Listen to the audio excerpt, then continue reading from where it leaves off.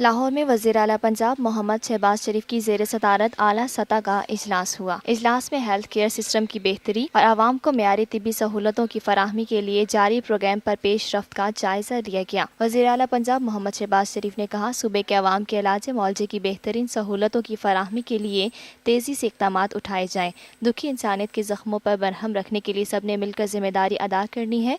पंजाब हुकूमत ने घरों में मरीजों को अद्वियात फराहम करने का प्रोग्राम बनाया है। वज़ीर आला पंजाब मोहम्मद शहबाज शरीफ ने 36 अजला के लिए इंसीनरेटर्स खरीदने की मंजूरी दी। वज़ीर आला पंजाब मोहम्मद शहबाज शरीफ ने मजीद कहा, अद्वियात के नमूने बैरून मुल्क की बेहतरीन लेबॉर्ट्रियों से चेक कराए जाएंगे। पंजाब हुकूमत आवाम को मेयारी अद्वियात की फराहमी के लिए हर जरूरी इक़दाम करेगी। सूबाई वज़ीर ख्वाजा सलमान रफीक ने रावलपिंडी से वीडियो लिंक के जरिए इजलास में शिरकत की। सूबाई वज़ीर आशा गौस पाशा, मुशीर उमर सैफ, सेक्रेटरी खजाना, commissioner Punjab health care commission, DG Punjab forensic science agency, secretary primary and secondary health और मुतल्लिका हुकाम ने इजलास में शिरकत की।